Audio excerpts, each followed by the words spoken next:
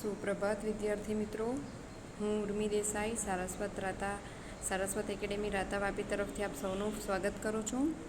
તો અત્યાર સુધી ધોરણ 11 જીવ વિજ્ઞાનમાં આપણે સજીવ વિશ્વ વિશે અભ્યાસ કરી રહ્યા હતા. બરાબર, સજીવના ઘણા બધા લક્ષણો વિશે આપણે ચર્ચા કરી ગયા, જેવા કે વૃદ્ધિ, પ્રજનન, ત્યાર પછી પર્યાવરણ પ્રત્યેની સભાનતા, ચોક્કસ પ્રતિક્રિયા અને ચયાપચય. આ બધા લક્ષણો એવા છે કે જે ફક્ત અને ફક્ત આપણને સજીવોની અંદર જ જોવા મળે છે. હવે આપણે સજીવોની અંદર આગળના લક્ષણોની વાત કરીએ, જેમાં સમાવેશ થશે સ્વયંજનનનો. બરાબર, જેમાં સમાવેશ થશે સ્વયંજનનનો. તો કે સ્વયંજનન એટલે શું? તો સ્વયંજનન એટલે કે દરેક સજીવ પોતાના જ જેવો સજીવ સર્જવાની ક્ષમતા ધરાવે છે. દરેક સજીવ પોતાના જેવો જ સજીવ ઉત્પન્ન કરે છે. એટલે કે સ્વયં એટલે કે પોતાનો, અને જનન એટલે કે નિર્માણ કરવું. બરાબર, તો સ્વયંજનન એટલે કે પોતાના જ જેવા સજીવોને ઉત્પન્ન કરવું. દરેક જાતિનો સજીવ પોતાના જ જાતિના સજીવો ઉત્પન્ન કરે છે. ઉદાહરણ તરીકે, માણસમાંથી માણસનું જ નિર્માણ થાય છે. એટલે કે જો મનુષ્યનું સંતતિ હશે તો એ મનુષ્ય જેવું જ દેખાય, જો એ પ્રાણીનું સંતતિ હશે તો એ પ્રાણી જેવું જ દેખાય છે. રાઈટ, તો એ સજીવોની લાક્ષણિકતા છે સ્વયંજનન. ઉદાહરણ તરીકે, તમે તમારી ઘરે બાલ્કનીમાં કે ગાર્ડનમાં કશે છોડ રોપ્યો હોય તો એ છોડમાંથી બીજા છોડનું નિર્માણ થઈ શકે, પણ જો તમારા ઘરમાં 2 ખુરશી છે તો 2 ખુરશીમાંથી ત્રીજી ખુરશી બને? ન બને. કેમ ન બને? કારણ કે સ્વયંજનન એ ફક્ત સજીવોનો જ ગુણધર્મ છે. ત્યારબાદ આપણે જોઈએ સ્વ આયોજન. ત્યારબાદ છે સ્વ આયોજન. ફરી પાછા નામ ઉપર ફોકસ કરો કે સ્વ આયોજન. સ્વ એટલે શું? સ્વ એટલે પોતાનું, આયોજન એટલે સરખી ગોઠવણી, તો જેને આપણે કહીશું સ્વ આયોજન. સ્વ આયોજનમાં આપણે વાત કરીએ તો કે દરેક કોષની અંદર કોષીય અંગિકાઓ આવેલી છે. તમે ધોરણ 10 સુધીમાં અભ્યાસ કરી ગયા. કોષીય અંગિકાઓ કઈ કઈ છે? કણભસૂત્ર, ગોલ્ગી બોડી, રિબોઝોમ્સ, કોષ કેન્દ્ર, ત્યારબાદ લાઇસોઝોમ, રાઈટ, રસધનીઓ, આ બધી કોષીય અંગિકાઓ છે.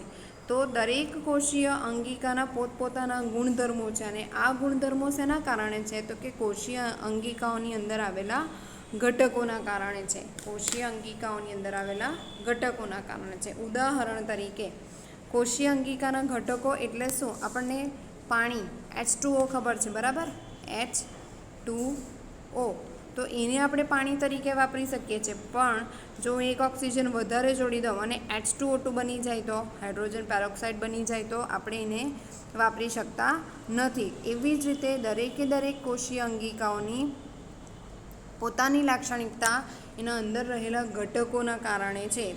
તમને કદાચ ખ્યાલ હોય કે રિબોઝોમ શું કરે? તો રિબોઝોમ પ્રોટીન સંશ્લેષણમાં મહત્ત્વનો ભાગ ભજવે. તો રિબોઝોમ પ્રોટીન સંશ્લેષણમાં કેવી રીતે ભાગ ભજવી શકે? તો કે એની અંદર આવેલા જે ઘટકો છે, એના આણ્વીય ઘટકો જે છે એ એની આ લાક્ષણિકતા માટે જવાબદાર છે. બીજું ઉદાહરણ જોઈએ આપણે કોષ કેન્દ્ર. કોષ કેન્દ્ર. કોષ કેન્દ્ર કોને કહીશું? કોષ કેન્દ્ર એટલે કોષની અંદર આપણને જોવા મળતું ગોળ રંગનું ગોળ ટપકું. કોષની અંદર આપણને જોવા મળતું ગોળ ટપકું. તો એ કોષ કેન્દ્ર શું કરે છે? તમે બધા રંગસૂત્ર દ્રવ્ય અથવા તો રંગસૂત્રો એવો શબ્દ સાંભળીને આવ્યા હશો, જેમાં DNA અને RNAનો સમાવેશ થાય છે. બરાબર, તો DNA શું કરે છે કોષની અંદર? તો કે આખા કોષનું નિયંત્રણ કરે છે. કોષ કેવી રીતે કાર્ય કરશે એનું નિયંત્રણ કોણ કરે છે? કોષ કેન્દ્ર. તો કોષની અંદર રહેલી કોષીય અંગિકાઓ કોઈ પણ હોય, કોષ કેન્દ્ર હોય, માઇટોકોન્ડ્રિયા એટલે કે કણભસૂત્ર હોય, રિબોઝોમ્સ હોય, અંતઃકોષરસ જાળ હોય, આ બધી જ અંગિકાઓ પોતપોતાના ગુણધર્મો ધરાવે છે, અને આ ગુણધર્મો એમની અંદર રહેલા આણ્વીય ઘટકોના કારણે છે. ત્યાર પછી છે પેશીના ગુણધર્મો. તેમાં રહેલા કોષો વચ્ચેની આંતરક્રિયા છે. પેશીના ગુણધર્મો તેમાં રહેલા કોષો વચ્ચેની આંતરક્રિયા છે. તમે ધોરણ 9માં કદાચ અભ્યાસ કરી ગયા હશો. સ્નાયુ પેશી, હૃદ સ્નાયુ પેશી, રેખિત સ્નાયુ, અરેખિત સ્નાયુ, આવું તમે સાંભળીને આવ્યા હશો. બરાબર, તો એ બધા સ્નાયુઓ શું છે? અધિચ્છદીય પેશી. તો આ બધી પેશીઓ એ કોષોનો સમૂહ છે. પેશી કેવી રીતે બને? તો કે કોષો ભેગા થાય અને પેશી બને. પેશીઓ ભેગી થાય અને અંગ બને, અંગ ભેગું થાય, ઘણા બધા અંગો એકબીજા સાથે આંતરક્રિયા કરે અને અંગતંત્ર બને, અને ઘણા બધા અંગતંત્ર ભેગા થાય એટલે એક સજીવનું નિર્માણ થાય. તો અહીં આપણે જોઈ શકીએ કે અંગ છે, બરાબર, કોષ છે, કોષમાંથી શું બન્યું? પેશી. તો કોઈ પેશી રેખિત છે, અરેખિત છે, રાઈટ? એ કેવી રીતે ખબર પડે? તો કે કોષો કેવી રીતે ગોઠવાયેલા છે? કોષો એક સરખા સમાન ગોઠવાયેલા હશે તો એ રેખિત પેશી. જો એક સરખા સમાન નહીં ગોઠવાયેલા હોય, પટ્ટા જેવા નહીં દેખાતા હોય, તો એ અરેખિત પેશી. તો પેશીની લાક્ષણિકતા કોના કારણે છે? પેશીની લાક્ષણિકતા એની અંદર રહેલા કોષોના કારણે છે. એવી જ રીતે જો આપણે જોઈએ કે પેશીઓ ભેગી મળીને શું બનાવે છે? તો કે પેશીઓ ભેગી મળીને અંગ બનાવે છે. પેશીઓ ભેગી મળીને અંગની રચના કરે છે, બરાબર. તો હવે આપણે ઉદાહરણ તરીકે લઈએ કે હૃદય છે. તો હૃદય એ સંકોચન વિકોચન કરી શકે છે, જેને તમે હાર્ટબીટ કહો છો, રાઈટ? જેને તમે હાર્ટબીટ એટલે કે ધબકારા કહો છો. તો એ હૃદય હાર્ટબીટ, તમારું હૃદય બીટ કરી શકે છે, રાઈટ? ધબકારા એની અંદર આપણને અનુભવ થાય છે. તો એ શેના કારણે થાય? તો કે એની અંદર એવી પેશીઓ આવેલી છે અને એ પેશીની અંદર એવા અણ્વીય ઘટકો છે જેના કારણે હૃદય એ રીતે કાર્ય કરી શકે છે. સો ટૂંકમાં અહીં કહેવાનો મતલબ કે દરેક સજીવ પોતાનું સ્વ આયોજન કરી શકે છે, અને આ સ્વ આયોજન શેના આધારે કરે છે? તો કે કોષીય અંગિકાઓને આધારે. કોષીય અંગિકાઓ પાસે એના પોતાના લક્ષણો છે, કારણ કે એની અંદર આણ્વીય ઘટકો રહેલા છે. કોષો ભેગા મળશે, પેશી બનાવશે. પેશીઓ એકબીજા સાથે આંતરક્રિયા કરે છે અને આયોજનના ઉચ્ચ સ્તરે આંતરક્રિયાને ઉચ્ચ ગુણધર્મોમાં પરિણમે છે. પેશીઓ એકબીજા સાથે ઇન્ટરેક્ટ કરશે, એકબીજા સાથે આંતરક્રિયા કરશે તો ઉચ્ચ ગુણધર્મોમાં પરિણમે, એટલે કે ઉચ્ચ સ્તરીય સજીવોનું નિર્માણ થશે. ત્યારબાદ આપણે આગળ સજીવોનું લક્ષણ જોઈએ. સજીવોના લક્ષણમાં સમાવેશ કરીએ પરસ્પર આકર્ષણ અને એકબીજા પરના પ્રતિભાવ. હવે આ પરસ્પર આકર્ષણ અને એકબીજા પરના પ્રતિભાવ, એમાં આપણે ઉદાહરણ લઈએ કે ઉદાહરણ તરીકે પરસ્પર આકર્ષણ એટલે શું? સપોઝ કે તમારા કોઈ હીરો હિરોઈન બહુ ફેવરેટ છે, બરાબર, અને ત્યાં તમે કશે ફરવા ગયા અને ત્યાં તમને દેખાયા, તો તમે એમની સામે રિએક્ટ કરો, રાઈટ? તમે એમની સામે રિએક્ટ કરો કે તમે એકદમ એક્સાઇટેડ થઈ જાઓ, હેપ્પી થઈ જાઓ એમને જોઈને કે ઓ આ હીરો જાય છે, તે હિરોઈન જાય છે, રાઈટ? તો એ પરસ્પર આકર્ષણ છે. પરસ્પર આકર્ષણનું એક બીજું એક્ઝામ્પલ લઈએ, જેવી રીતે મેં અહીંયા લખ્યું છે ભમરો અને ફૂલ. તો કે ભમરો હશે એ જે સજીવ ફૂલો છે એના ઉપર જઈને જ બેસે છે. તમે નિર્જીવ પ્લાસ્ટિકના ફૂલો ઘરમાં રાખો કે બાલ્કનીમાં રાખો, એના પર આવીને ભમરો બેસે નહીં બેસે, બરાબર? તો પરસ્પર આકર્ષણ પણ ફક્ત સજીવોની વચ્ચે જ જોવા મળે છે. ઉદાહરણ તરીકે હું પહેલી વાર બોલપેન યુઝ કરું, મને ખબર છે કે આ બોલપેન મારી છે, પણ બોલપેનને ખબર છે એ કોની છે, બરાબર? તો એવી રીતે પરસ્પર આકર્ષણ એ ફક્ત સજીવોનો ગુણધર્મો છે. અને એકબીજા પરના પ્રતિભાવ, એકબીજા પરના પ્રતિભાવમાં મેં ઉદાહરણ લખ્યું છે મિત્રો, શિક્ષકો, અજાણ્યા માણસો, બરાબર? તમે તમારા મિત્રો સાથે કેવા પ્રતિભાવ આપો છો? તમારા મિત્રો સાથે તમે મસ્તી કરો કે તમારો કોઈ ફ્રેન્ડ તમને કંઈક કહી દે તો તમે શું કરો? એને મજાકમાં લો કે ફ્રેન્ડ છે ને, જલ જવા દે એમ. પણ જો શિક્ષકો કંઈ કહેતો તમે ધ્યાનથી સાંભળશો, તમને યોગ્ય લાગે તો તમે એને અનુસરશો, તો એ શું છે? તમારા પ્રતિભાવ એટલે કે રિએક્શન. તમે કયા સજીવની સામે કેવી રીતે રિએક્ટ કરો છો એવું પણ ફક્ત લક્ષણ સજીવો પાસે જ છે. ઉદાહરણ તરીકે તમે ક્લાસમાં જે બેન્ચ ઉપર બેસો છો એ બેન્ચને ખબર છે કે અહીંયા કોણ બેસે છે, પણ તમને ખબર છે કે તમે કઈ બેન્ચ ઉપર બેસો છો. તમારી જગ્યાએ કોઈ બીજું બેસી જાય ત્યાં તમારી જગ્યા ઉપર, તો બેન્ચ એવું કહેશે કે ભાઈ તારે નથી બેસવાનું? નહીં કહી શકે. કેમ? કારણ કે એની પાસે પ્રતિભાવ આપવાની ક્ષમતા નથી. ત્યારબાદ મેં ત્રીજું ઉદાહરણ લીધું છે અજાણ્યા માણસો. તમે કોઈ માણસને ઓળખતા ન હો અને એ તમારી જોડે વાત કરે તો તમે કેવો પ્રતિભાવ આપો? કારણ કે તમે એને ઓળખતા નથી, બરાબર? તો આ થયા સજીવોના લક્ષણો. સજીવોના લક્ષણોમાં આપણે ઘણા બધા લક્ષણોની વાત કરી, જેમ આપણે આગળના લેક્ચરમાં વૃદ્ધિ, પ્રજનન, ત્યારબાદ પર્યાવરણ પ્રત્યેની સભાનતા, ચોક્કસ પ્રતિક્રિયા, ચયાપચય, અને આજે આપણે સ્વયંજનન, સ્વ આયોજન, પરસ્પર આકર્ષણ અને એકબીજા પરના પ્રતિભાવ વિશે જોયું. હવે આપણે આગળ જોઈશું સજીવ વિશ્વમાં વિવિધતા, ડાયવર્સિટી ઇન લિવિંગ વર્લ્ડ. હવે આપણે આગળ જોઈશું સજીવ વિશ્વમાં વિવિધતા, diversity in living world. Living world. વિવિધતા એટલે શું? વિવિધતા એટલે ભિન્નતા. એક સાદું ઉદાહરણ આપું. ગર્લ હોય કે બોય હોય, કેટલા ટાઈપના કપડાં તમે પહેરો છો, કેટલી બધી વિવિધતા છે એમાં. જીન્સ પહેરશો, એન્કલ લેન્થ પહેરશો, કેપરી પહેરશો, ડ્રેસ પહેરશો, શર્ટ પહેરશો, ટી શર્ટ પહેરશો, ટ્રાઉઝર્સ પહેરશો, સાડી પહેરશો, પંજાબી સૂટ પહેરશો. તો એ શું છે? વિવિધતા. આ વિવિધતા તો આપણે ફક્ત કપડાઓમાં હું તમને ઉદાહરણ આપું છું. તો આવી વિવિધતા સજીવ વિશ્વમાં પણ જોવા મળે છે. ઉદાહરણ તરીકે જો આપણે જોઈએ તો તમે ઉદાહરણ લઈ શકો, તમારા ઘરે કે તમારા ઘરની આજુબાજુ જ તમને સજીવ વિશ્વમાં એટલી બધી વિવિધતાઓ જોવા મળશે. અલગ અલગ પ્રકારના સજીવો. ઘરથી શરૂ કરીએ તો ઘરમાં બધા, તમે ઘરમાં 5 માણસો છે તો 5 માણસ એકબીજાથી અલગ દેખાવ છો, રાઈટ? તો એ તમારી વિવિધતા છે. તમારા ઘરમાં સાથે ફોર એક્ઝામ્પલ ગરોળી હોય, લિઝાર્ડ હોય, રેટ હોય, કોક્રોચીસ હોય, તો એ પણ સજીવ વિશ્વની વિવિધતા છે. બાલ્કનીમાં તમે પ્લાન્ટ્સ રોપ્યા હોય અલગ અલગ, તો એ દરેક પ્લાન્ટ્સ એ શું છે? એ પણ સજીવ જ છે. તો એ પણ સજીવ વિશ્વની વિવિધતા છે. તો સજીવ વિશ્વમાં વિવિધતામાં ઘણા બધા શબ્દોનો ઉપયોગ થાય છે. આપણે દરેક શબ્દ વિશે સમજીશું અને કેવી રીતે સજીવ વિશ્વને અભ્યાસ કરવા માટે ઉપયોગી છે એ પણ જોઈશું. તો સૌથી પહેલાં આપણે જોઈએ જૈવ વિવિધતા. જૈવ વિવિધતા એટલે કે બાયોડાયવર્સિટી. ડાયવર્સિટી એટલે વિવિધતા અને બાયો એટલે સજીવમાં જોવા મળતી, જેને આપણે કહીશું જૈવ વિવિધતા.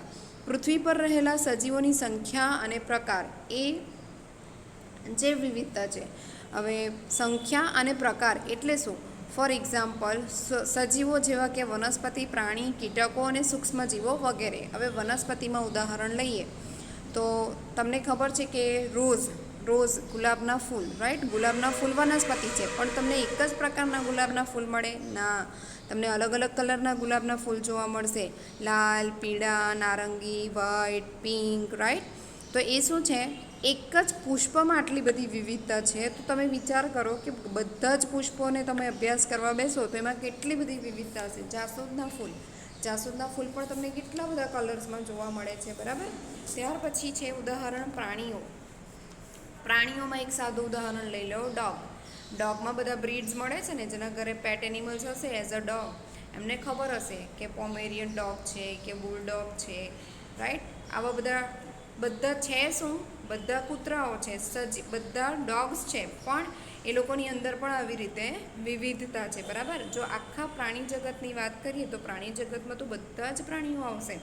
રેપ્ટાઇલ્સ એટલે કે સરીસૃપ, એવ્સ એટલે કે પક્ષીઓ, બધા ઉચ્ચ કક્ષાના એનિમલ્સ પ્રાણીઓ એટલે કે મેમલ્સ, રાઈટ? બધાનો સમાવેશ. એમ્ફિબિયન્સ એટલે કે ઉભયજીવી. આ તો આપણે ફક્ત એક સમૂહનું નામ લીધું, એ સમૂહની અંદર કેટલા બધા સજીવોનો સમાવેશ થાય છે. ત્યારબાદ કીટકો એ સજીવ સૃષ્ટિનો સૌથી મોટો સમુદાય છે. તમે રોજ જેટલા કીટકો જોશો ને, તમને દર વખતે કોઈ નવું કીટક જોવા મળશે. સૂક્ષ્મજીવો, બેક્ટેરિયા, ઈસ્ટ, ફૂગ, વાયરસ, એમાં પણ બહુ જ બધા પ્રકારો અને એમની બહુ જ બધી પ્રકારની પ્રજાતિઓ આપણે જોઈ શકીએ છીએ. હવે સજીવમાં જે આ જૈવ વિવિધતા જોવા મળે છે, આ જૈવ વિવિધતાનો ડેટા, જૈવ વિવિધતાની માહિતી કોણ પૂરી પાડે છે? તો કે IUCN. IUCNનું ફૂલ ફોર્મ યાદ રાખવું તમારા માટે જરૂરી છે. IUCNનું ફૂલ ફોર્મ યાદ રાખવું તમારા માટે જરૂરી છે. તો શું છે IUCNનું ફૂલ ફોર્મ? IUCNનું ફૂલ ફોર્મ છે international union of conservation of nature and natural resources. International union of conservation of nature and natural resources. જેટલી પણ જૈવ વિવિધતા છે અને નૈસર્ગિક સ્થળો છે, એ બધાનું સંરક્ષણ કરવાનું, એ બધાને રક્ષણ આપવાનું કાર્ય કરતી સંસ્થા એટલે IUCN. IUCNના હિસાબે અત્યાર સુધીમાં આપણે 1.7 થી 1.8 લાખ જેટલી જાતિઓની સંખ્યા ઓળખી શક્યા છે, રાઈટ? 1.7 to 1.8 લાખ જેટલી જાતિઓ આપણે અત્યાર સુધીમાં ઓળખી રહ્યા છે. તમે તમારા આંગળીના ટેરવે ગણશો તો આપણે તો 10,000 સુધી પણ નહીં પહોંચીએ કે આપણે આટલી જાતિને, આટલી વનસ્પતિ કે પ્રાણીની, કીટકોની, સૂક્ષ્મજીવોની જાતિને જાણીએ છીએ. આ વાત છે વૈજ્ઞાનિકોની, કે વૈજ્ઞાનિકો જે IUCN સાથે સંકળાયેલા છે એ લોકોએ અત્યાર સુધીમાં 17 થી 18 લાખ જેટલી જાતિઓને ઓળખી કાઢી છે અને એમનું નામકરણ અને ઓળખ વિધિ જે આપણો આગળનો ટૉપિક છે એ કર્યું છે, રાઈટ. એવું માનવામાં આવે છે કે પૃથ્વી ઉપર 5 કરોડથી પણ વધારે સજીવોની જાતિઓ છે. તો એમાંથી તો આપણે ફક્ત જ 17થી 18 લાખ જ જાણી શક્યા છે, રાઈટ. તો આ થયું જૈવ વિવિધતા. હવે આગળ છે નામકરણ. નામકરણ એટલે કે નોમેનક્લેચર. હવે નામકરણની જરૂર શું કામ પડી? તો કે કોઈ સજીવનું જો નામ આપવું હોય તો એ છે નામકરણ વિધિ. શું કામ નામ આપવું પડે? તમે વિચારી લો કે તમારા ઘરમાં તમે અને તમારો ભાઈ કે તમારી બહેન છે, તમારા નામ ન હોય તો શું થાય? તમને કેવી રીતે બોલાવવામાં આવે, રાઈટ? કેવી રીતે ઓળખવામાં આવે? એટલા માટે નામકરણ વિધિ આપવી જરૂરી છે. સપોઝ કે ડાયનાસોર્સ છે, આપણે એનું નામકરણ કર્યું જ નથી કોઈ દિવસ, તો આપણે કેવી રીતે કહી શકીએ કે એ ડાયનાસોર છે, રાઈટ? હાથી છે તો એ હાથીનું નામકરણ કરવામાં આવેલું છે કે એ હાથી છે, રાઈટ? આપણી સ્થાનિક ભાષામાં જો એનું નામકરણ નહીં કર્યું હોય તો આપણે એ સજીવને કયા નામથી ઓળખીશું? તો એ જે પ્રક્રિયા છે સજીવ વિશ્વમાં એને આપણે કહીશું નામકરણ એટલે કે નોમેનક્લેચર. ચોક્કસ નિયમોને અનુસરીને નામ આપવાની પદ્ધતિને નામકરણ કહે છે. ચોક્કસ નિયમોને અનુસરીને એટલે કે ઘણા બધા નિયમોનું એમાં પાલન કરવું પડે છે અને એ નિયમોના પાલનથી આપણે કોઈ નવા સજીવને નામ આપી શકીએ છીએ, રાઈટ. હવે સજીવના 2 પ્રકારના નામ હોઈ શકે, સ્થાનિક નામ અને વૈજ્ઞાનિક નામ. સ્થાનિક નામ એટલે લોકલ નેમ.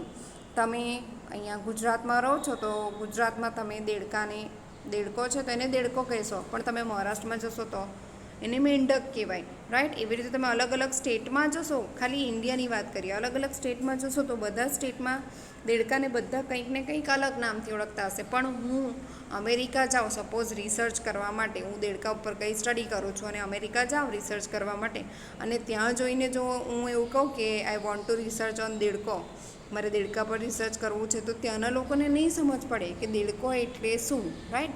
તો સ્થાનિક નામ બધી જગ્યાએ બધા દેશમાં અલગ અલગ હશે.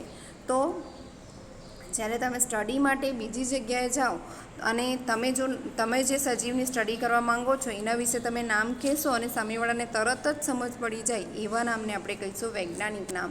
વૈજ્ઞાનિક નામ એટલે કે સાયન્ટિફિક નેમ. વૈજ્ઞાનિક નામ યુનિવર્સલ હોય. સપોઝ કે દેડકાનું નામ છે રાના ટાઈગ્રીના, તો હું વર્લ્ડના કોઈ પણ કન્ટ્રીમાં જાઉં રિસર્ચ માટે, ત્યાં હું રાના ટાઈગ્રીના એમ કહીશ ને એટલે સામેવાળાને ખબર પડે કે ભાઈ હું દેડકા વિશે વાત કરું છું, બરાબર. અહીંયા મેં 2 ઉદાહરણો ઇન્ક્લુડ કર્યા છે. મકાઈ એટલે કે એનું સામાન્ય નામ આપણે ઇંગ્લિશમાં જોઈએ તો મેઝ અને એનું વૈજ્ઞાનિક નામ છે ઝિયામેઝ. તમે કશે બહારની કન્ટ્રીમાં જાઓ અને તમે ઝિયામેઝ વિશે વાત કરો તો સામેવાળો વ્યક્તિ સમજી જશે કે તમે શેની વાત કરો છો. ત્યાર પછી ઉદાહરણ મેં આપ્યું છે આંબો એટલે કે મેંગો, અને મેંગોનું વૈજ્ઞાનિક નામ છે મેન્જીફેરા ઇન્ડિકા, રાઈટ. જેથી સજીવ વિશ્વમાં જેટલા પણ સજીવો ઓળખાયા છે બધા જ સજીવોની નામકરણ વિધિ જરૂરી છે, ઓકે. ત્યારબાદ છે ઓળખ વિધિ. ઓળખ વિધિ એટલે કે આઈડેન્ટિફિકેશન. તમે સજીવોને નામ આપી દીધું પણ એ નામની સાથે સાથે એમનું સચોટ વર્ણન આપવું પણ જરૂરી છે. ઉદાહરણ તરીકે હું કૂતરાને હાથી એવું નામ આપું તો ચાલે? નહીં ચાલે. કેમ નહીં ચાલે? તો કે આ થઈ ગયેલું વર્ણન છે એટલા માટે નહીં ચાલે, બરાબર. તમે જે સજીવને જે નામ આપો છો એના વર્ણન સાથે સંકળાયેલું હોવું જોઈએ. ઉદાહરણ તરીકે હું ઘઉંને નામ આપું છું ટ્રિટિકમ એસ્ટિવમ, અને હું વૈજ્ઞાનિક નામ આપું છું અને એનું ઇંગ્લિશ નામ છે વીટ, જે આપણને ખબર છે, અને એનું સાયન્ટિફિક વૈજ્ઞાનિક નામ આપું છું ટ્રિટિકમ એસ્ટિવમ. તો જ્યારે હું ઘઉંનું વૈજ્ઞાનિક નામ આપું છું ત્યારે મારે ઘઉંનું સચોટ વર્ણન આપવું પડશે સાથે, કે ઘઉંનો છોડ કેવો દેખાય, એના બીજ કેવા દેખાય છે, એ કયા સિઝનમાં આપણે એ પાક લઈ શકીએ. આ બધા સચોટ વર્ણન સાથે તમારું વૈજ્ઞાનિક નામ મેળ ખાતું હોવું જોઈએ. વૈજ્ઞાનિક નામ સાથે સજીવ સંકળાયેલો હોવો જોઈએ. તો અને તો જ તમે ઓળખ વિધિ એટલે કે આઈડેન્ટિફિકેશનનો સ્ટેપ બરાબર કર્યો છે એવું આપણે કહી શકીએ, બરાબર. ત્યાર પછી આપણે સજીવ વિશ્વમાં જૈવ વિવિધતા, નામકરણ અને ઓળખ વિધિ વિશે અભ્યાસ કર્યો. હવે આપણે આગળના લેક્ચરમાં નામકરણને સવિસ્તાર જોઈશું કે કેવી રીતે સજીવોનું નામકરણ કરવામાં આવે છે. કે વિદ્યાર્થી મિત્રો, તો અત્યાર સુધી આપણે ચેપ્ટર 1માં શું અભ્યાસ કરી ગયા? તો કે આપણે જ્યારે ચાલુ કર્યું હતું ત્યારે એકમ એકમાં 4 પ્રકરણો છે. 4 પ્રકરણમાંથી આપણે પહેલું પ્રકરણ શરૂ કર્યું છે અને પહેલાં પ્રકરણ સજીવ વિશ્વ એટલે કે લિવિંગ વર્લ્ડમાં આપણે સજીવોના લક્ષણો, વૃદ્ધિ, પ્રજનન, પર્યાવરણ પ્રત્યેની સભાનતા, ચયાપચય, સ્વયંજનન, સ્વ આયોજન, પરસ્પર આકર્ષણ અને એકબીજા પરના પ્રતિભાવ વિશે અભ્યાસ કર્યો. અને હવે આપણે સજીવ વિશ્વમાં વિવિધતા વિશે ભણી રહ્યા છીએ, જેમાં આપણે જૈવ વિવિધતા, નામકરણ અને ઓળખ વિધિ શું છે, શા માટે કરવામાં આવે છે એ જોયું. હવે આગળના લેક્ચરમાં આપણે જોઈશું કે નામકરણ કઈ રીતે કરવામાં આવે છે. ઓકે વિદ્યાર્થી મિત્રો, ત્યાં સુધી આવજો વિદ્યાર્થી મિત્રો.